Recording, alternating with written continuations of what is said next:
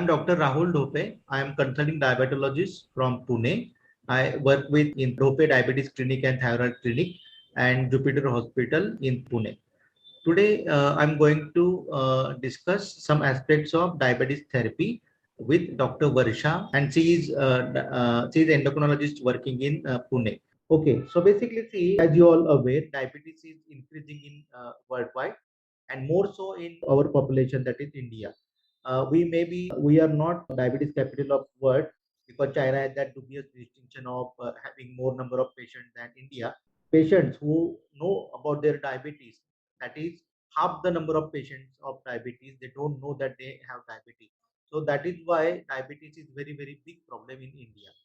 When we were studying diabetes in 2004 and 5, at that time we were having only 3 to 4 drugs at our disposal for treating diabetic patients. So we were having like metformin, then glibenclamide, and then insulin.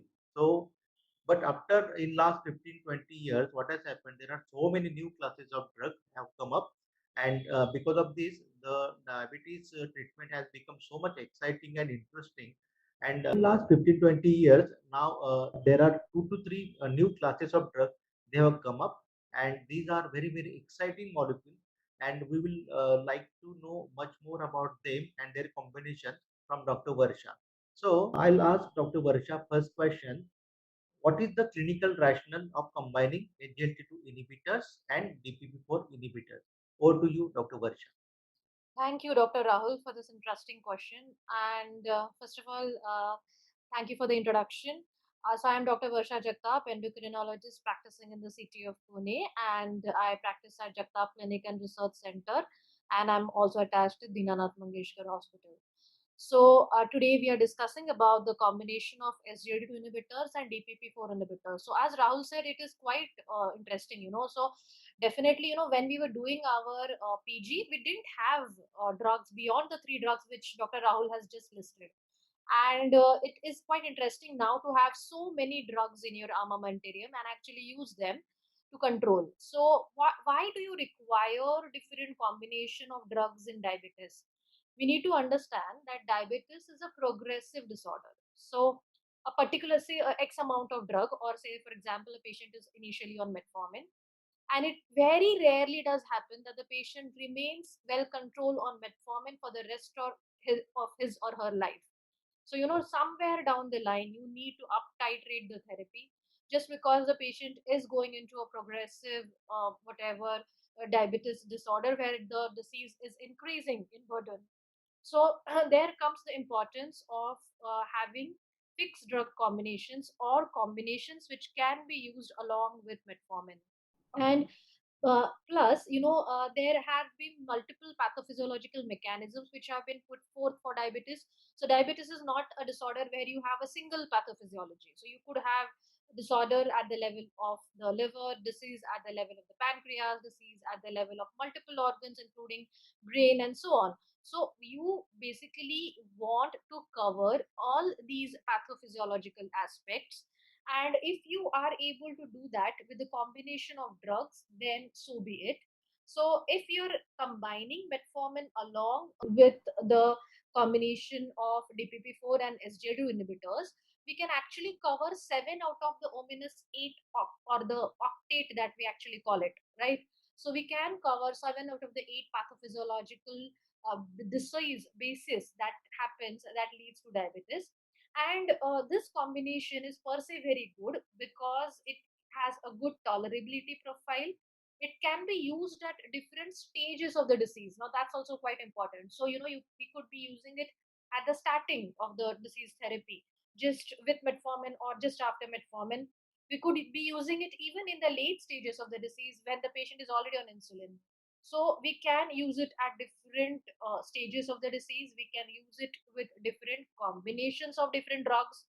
So you could use this combination with everything. I mean, except for maybe GLP-1 analogs, which are not to be used with DPP-4 inhibitors. But otherwise, we could use these drugs with all the other different, so metformin, SUs, pioglitazone, insulin, and so on. And Okay. there is also one particular thing. I think Dr. Rahul, you'd agree with me. I think we all hear about or read about this theoretical benefit. You know that SGL2 inhibitors, we know that they act by causing glucoseuria. So once you have glucoseuria because of SGL2 inhibitors, there can be a compensatory increase in the glucagon and the endogenous glucose production. So this increase in the glucagon or the endogenous glucose production can be counteracted by DPP-4 inhibitors, because we know that DPP-4 inhibitors suppress this glucagon. So in this way, this combination definitely has got a clinical or a pathophysiological basis. And obviously, when you give a FDC, the patient is going to be more adherent to the drug and will also help in beta cell preservation. So yeah, yes. Over to you, Dr. Rahul. I think I. So basically, yes, I think previously we used like leventamide or maybe sulfonylurea plus metformin as a first line of therapy for many patients, and the drugs were complementing actions with each other. And but now with the new classes of drug, I believe this SGLT2 inhibitor and DPP-4 inhibitor, they are like new Ram Lakshman for our patient, because many classes like DP4 inhibitors act on some 3 to 4 pathophysiological problems of diabetes, and then SGLT2 inhibitors act on remaining 3 to 4 pathophysiological abnormalities. So in together, they cover almost all the bases of the diabetes pathophysiology. Okay. So now the second question is, what according to you are the benefits of combining anti-diabetic agents such as SGLT2 inhibitor and DP4 inhibitor when initiated in patient? So basically, we want to know about the benefits of combining anti-diabetic agents of SGLT2 inhibitors and DP4 inhibitors. Yes, yes. So, when we combine two drugs, we expect them to have a better HbA1c control, and that has been shown in studies. So, suppose if you give a patient only SGLT2 inhibitor, you would expect a HbA1c reduction of say maybe zero point 0.8 to zero point 0.9. With DPP-4 inhibitors, you would expect a HbA1c reduction of zero point 0.5 to zero point 0.7. But when you give these two drugs in combination, what has been shown in studies that if the baseline HbA1c is more than 8.5, you can get up to 1.5 to sometimes even 2% reduction in the HbA1c. But if the baseline HbA1c is below 8.5, then you can expect up to -1 to -1.2% reduction in the HbA1c. So this is a good amount of HbA1c reduction that we are talking about with these two drugs. So definitely the treatment is efficacious. The other benefit is that you do not get hypoglycemia. So both these drugs, they do not cause hypoglycemia, especially if you are using them alone with or with metformin. Obviously, if you have a SU or a insulin on board already, then there will remain the chance of hypoglycemia due to either of these two drugs, and then you need to adjust the dosages of your insulin or SU to prevent the hypoglycemia.